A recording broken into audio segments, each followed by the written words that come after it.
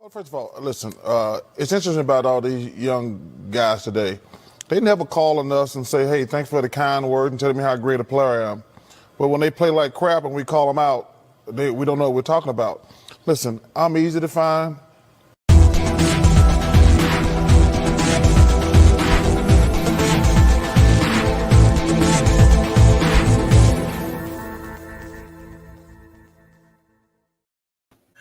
What is going on, ladies and gentlemen? It's Nathan back with another video presentation. Hope you're all well. Hope you're having a great weekend. Hope you're all staying safe.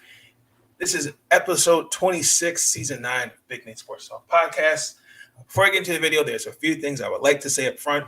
I just finished the Baltimore Ravens versus the Tennessee Titans Game 1 observations of the NFL preseason. This episode, we are recapping the Washington Commanders, as I adjust my headphones, Washington Commanders versus those Carolina Panthers.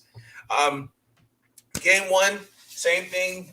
Washington Commanders played today, so I took some notes, observations.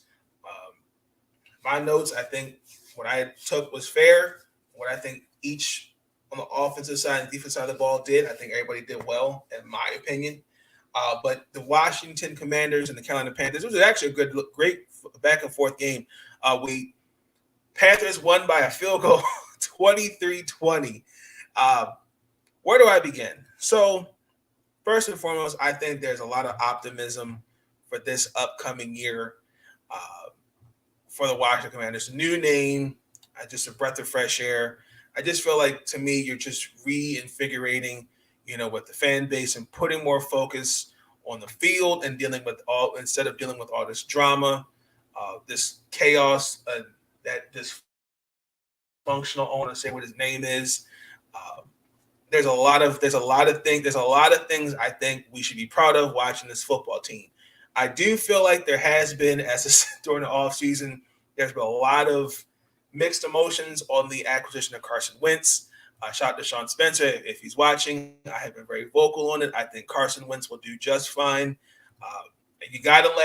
Unfortunately, we got to move past what happened when he was in the last couple years in Philly and what happened in Indy. I get it.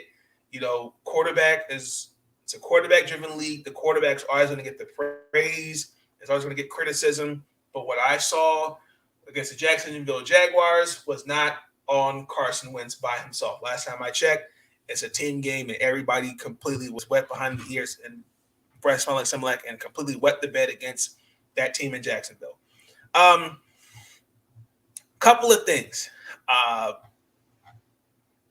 Ron Rivera seemed to be impressed and was impressed with most of the team except for one area. That was the special teams. Painfully, the special teams unit did not really do a great job today.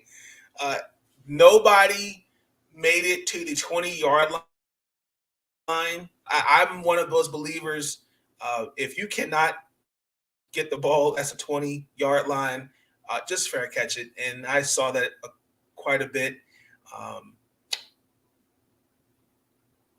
Interesting. Again, DeAndre Carter is no longer on the team. He left us in free agency. So I get it. You're trying to find a replacement for him.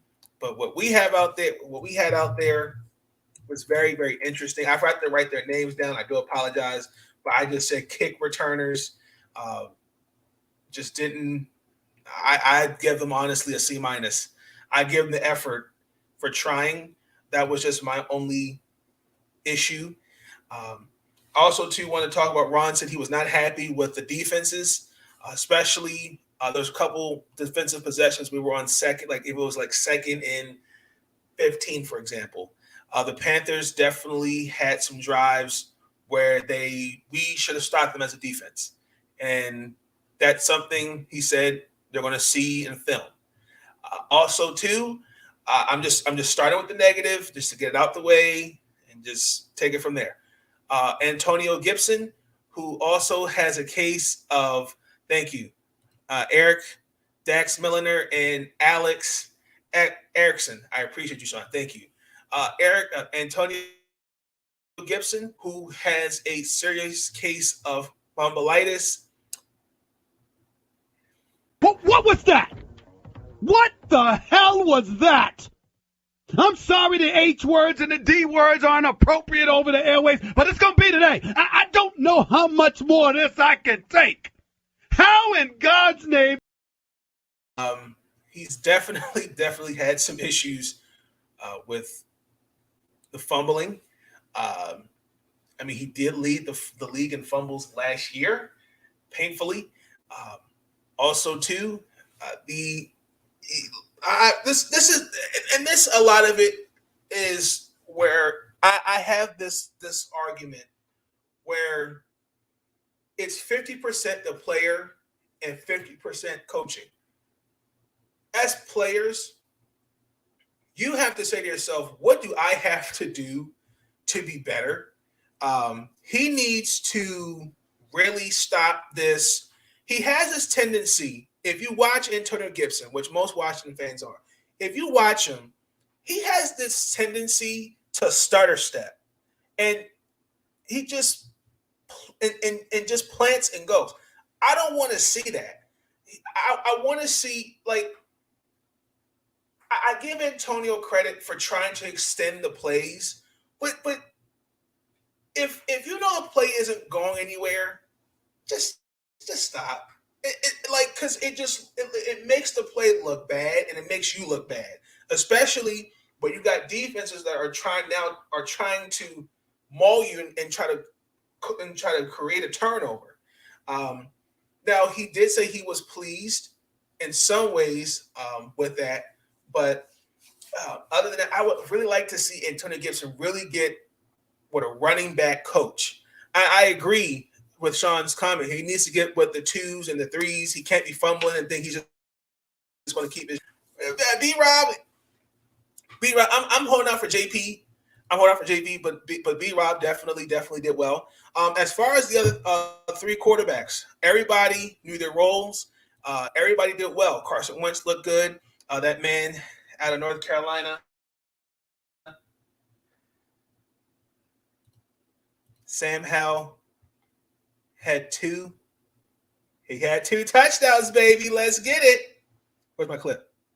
This is for you, Sean. Oh, wait a minute. I lost my clip. Where's it at? There we go. I apologize, Sean. That's the clip for you right there. 2 touchdowns, baby. Nah, I'm not going that far. I 2 touchdowns. 2 touchdowns. Also too, I mean, everybody knew their role. Like I said, everyone knew their roles. Everybody knew what they were doing. For the most part, offensively, he was pleased. There are some things he just wants to see cleaned up. He said that's what they're going to. He said some may not like this upcoming film session, but for the most part, he liked it. He definitely was pleased with most of the starters, but he really, I mean, I know I keep going back to it, but he really was on. He was definitely on the kick returners and the defense on that last drive. He said something about, I can't. I think no, he was talking about the special teams, but the defense, he didn't like that last drive. Defensively, earlier, he just wants to see some things cleaned up. Other than that, I mean, start with the quarterbacks. Carson Wentz, he said he did really good. He's pleased with the offense. The offensive line did a really good job. Carson made some very good passes. I thought the ball placement, you could see this is what confidence looks like, ladies and gentlemen. This is when you instill confidence and you trust your quarterback and saying, hey, I trust you, take the keys. Also, too, on my list, really got to give Amari Rodgers and Curtis Hodges their flowers. I know St. Just was dealing with a hamstring injury, so he was dealing with hamstring tightness. But those 2 guys, Amari Rodgers and Curtis Hodges, they really did a good job out there today. I'm pretty sure, shout out to Will Kramer and Sean Spencer, they will agree with me on that. I thought from that standpoint, everybody looked good for those two. Still just want to see some things clean up just on the defensive side of the ball. Other than that, the front seven, for the most part, did okay. I'm not mad at it. I'm not mad at it at all. I mean, I think actually I'm getting ahead of myself. Sticking with the offense, excuse me. I don't know why I jumped to Mark Rodgers crazy, but I'll get back to that. Running backs, I'm still figuring out who should be the starting running back. Right now, I'm leaning like it's like 51% Brian Robinson, 9% JP, but Brian Robinson definitely did show out for me. Now, some other guys that definitely did okay. Curtis Samuel, he had just 2 grabs for 14 yards. Again, y'all know where I stand with him. I think he's a good wide receiver. I'm just kind of seeing how he looks this year. Our safeties look really good. We all know Bobby McCain and Cam Curl are the starters, but those guys behind them, Jeremy Reeves, Percy Butler, Derek Forrest, they all log tackles, and they can hit. I mean, I saw some hits, and they really did a good job out there. Doc, well, no, not Doc. I'm sorry. I was listening to it on NBC Sports. I got to give a shout to Doc Rivers. He's very energetic with his commentary. I like him. I mean, Tyler Heineke, he finished the game 4-9. I think he threw it 20 yards, and he threw an interception. He ran twice for 14 yards. Joey Sly, he missed the extra point on the first touchdown. I mean, other than that, I think Washington did okay. What happened in the last minute of the game, and it was an illegal contact penalty and a face mask that helped Carolina get in the field goal range, and that was actually our first lead of the game, and we lost. Did I say Waller? Doc Walker. Yes. So that's what happened.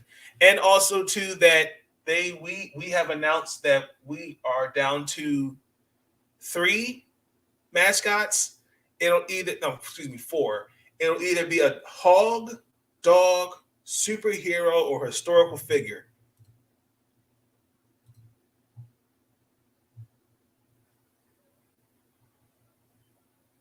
I think we need to move Lonzo. That ain't no problem. Huh? That ain't no problem. Well,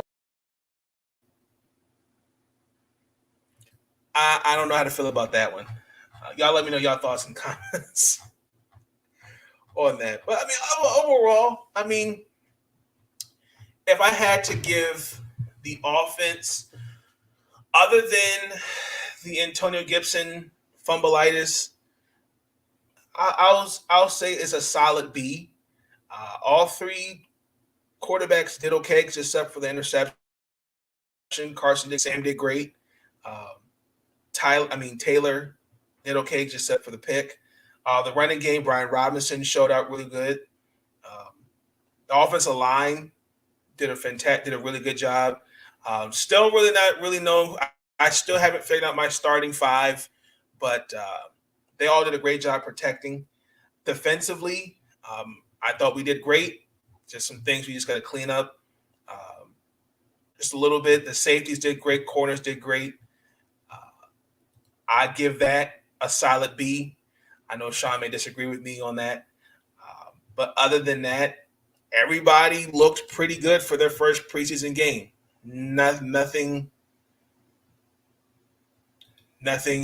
too concerning for me. Like I said, if I had to, again, like I said in the previous video, it's one game. You know, there's going to be some slow starts. Everybody's still figuring, adjusting to new team system. It's going to take at least a game or two for everybody to get themselves together. So, good for the most part, everybody's stock was up. And there were a lot of fans out there. A lot of fans were definitely showing some love, and that's what I want to see. I'm happy to see that there was a lot of support out there today. Um, so I'm really optimistic for the Washington Commanders. I think they'll really do good. In my personal opinion, I have them actually winning 10 games this upcoming season. I do. Other than I think Washington and Dallas teams in the NFC East. It'll be Dallas, Washington, Philly, and then the Giants. That's how I have the NFC East. Ab was there. Oh gosh, I hope they didn't get him like last year. Shout out to Ablo. Somebody had posted a picture, took a picture, and said who invited. Was it Darius Geese out there? That's not right. But I would definitely shout out to Sean Spencer, Will Kramer, host of Washington Football Weekly. Let's Talk Football Washington Weekly. I'm curious to know their input, their insight on the game for Washington. Now we're going to go over to the Carolina side of the ball. Baker Mayfield got the start, and Baker looked good. Matt Rule said, honestly, no, just for today, to look at the tape, see what he thinks. He liked how Sam and Baker looked out there. He said, go back and look at the tape. And I agree. It's just one game. Again, as someone who's not a Baker Mayfield apologist, I do think last year, for one, I think the way things were in Cleveland, I just think a lot of expectations as a franchise, as a team, I think were just too much on his shoulders. I think they rushed him back from that arm injury. I do. I thought that was a mistake. And I think also to a lot of people, a lot of critics and media pundits really ignored the fact that you dealt with a lot of injuries. You didn't have, at one point, your two wide receivers that were not on the field together at one point. Your running backs, you had a couple injuries. You're dealing with COVID. You're dealing with injuries just across the board. And everything just pointed to Baker. And again, somebody who's not an apologist, I'm not a Baker Mayfield apologist. It just was a lot of issues. And I think he just, unfortunately, is a scapegoat. Now, I think he'll do well in Carolina. I think he will get the starting job, in my opinion. But I feel like the lone drive that Baker Mayfield had was a 13 play. It was for 13 plays for 57 yards, and which ended in a field goal. But let's keep it real, y'all. Baker Mayfield's only had 1 month to prepare for Ben McAdoo's front of offense. I mean, think about it. I mean, he's practically sitting. He was sitting on Cleveland at home, waiting for someone to trade him. Because I wouldn't, after the way what happened. I mean, I'm going to give him some grace. I mean, it's 1 month. There's no way as a quarterback, any player, in 1 month, especially trying to compete for a job, I'm going to learn the system like that. And it's preseason. So I think we also need to take that into consideration. Matt Corral. He definitely was on my list of what the hell was that? Because I feel like this is also going to be one of the interesting things to look out for the Carolina Panthers, and that's their rookie development. They really, oh boy, I kind of curious how these guys develop in this upcoming season, because what I saw, like Matt Corral, I'm not saying it's in the world, but Matt Corral he faced constant pressure. He couldn't get into any kind of rhythm. I mean, yes, he technically does get some credit for leading the game-winning drive, but the fact that he was 1 of 9 for 11 yards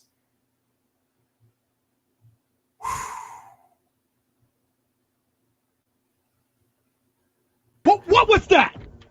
What the hell was that? I'm sorry the H words and the D words aren't appropriate over the airways, but it's going to be today. I don't know how much more of this I can take. How in God's name? That's going to be the issue. I look at some of it at the offensive line, because a lot of it, to me, this offensive line is the continuity. How's this offense going to look like? Like, they've really, really got to learn to protect their quarterback.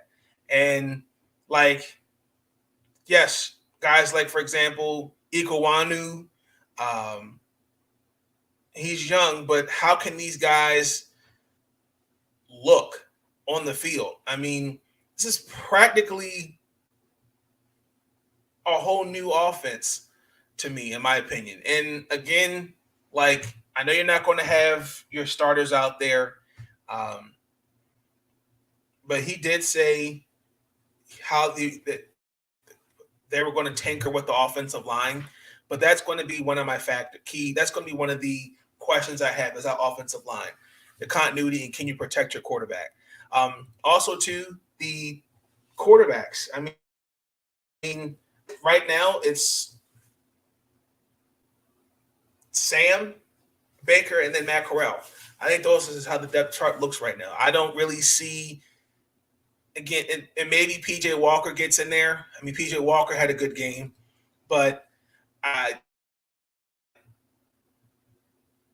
right now I have to put an asterisk aside Baker's name, because he's had 1 month to prepare for this system, and that's just not. I can't do that. That's not fair to just say, well, no, he's had 1 month to prepare. No, he's had plenty of time. And again, this is an opportunity to see what Matt Corral looks like. So, I mean, for the most part of that game, he was holding the clipboard. And I think a lot of it was just watching those three pretty much go to work. Now, I think, in my opinion, Matt Corral will do just fine. It's funny, I had him at the mock draft. Where did I have him? Was it Carolina? I think it was Carolina, if I'm not mistaken. Am I my drafted? To be drafted. I think it was him. So, yeah. I mean, other than that, I mean, I thought they did okay, but like, I just kind of am curious to see more. I saw Brandon Smith. He looked good out there. They really, and again, they didn't have much of a draft. I think they didn't draft and didn't have a second or third round pick because of trading for C.J. Henderson and Sam Darnold, painfully.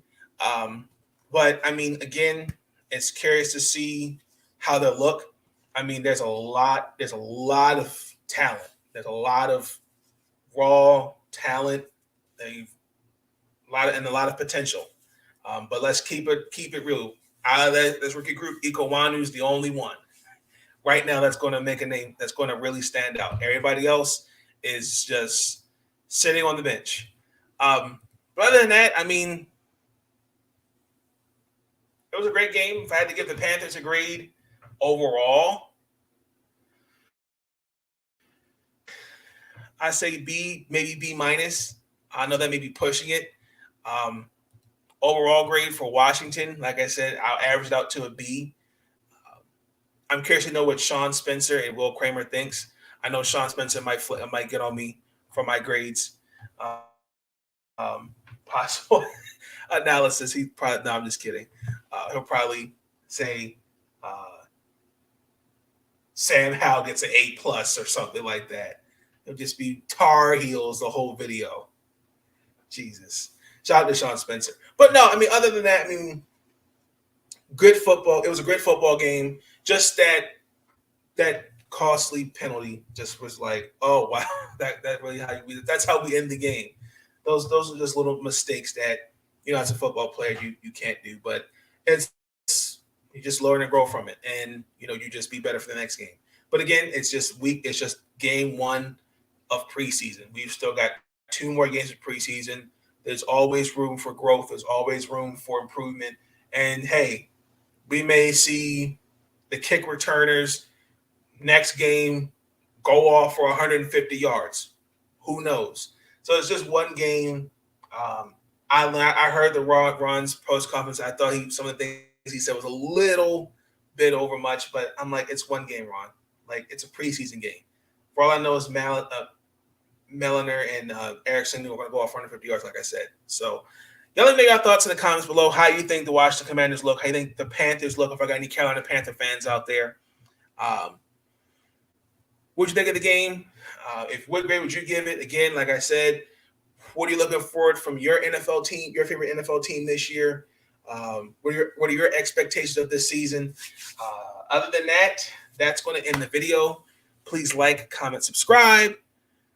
I will catch you guys on the flip. So be tuned in for future episodes. Closing message, just be great. Make sure when you set the table for everybody, make sure everybody at the table eats and we all see the vision and we stay the course. It's interesting to really know when people have you set the table, half the table eats and the other half hasn't been served their food. It's really interesting. So make sure when you're setting the table, everybody is aware and everybody stays the course and sees the vision as a whole. So that's my closing message. But until then, like, comment, subscribe. Check me out again, Apple Podcast, Big Nate Sports Talk. Leave reviews. Share the podcast. Really helps the podcast grow. Like, comment, subscribe on YouTube, Facebook, and Twitter. I will catch you guys on the flip side. Enjoy the rest of your night. Stay up. Be blessed.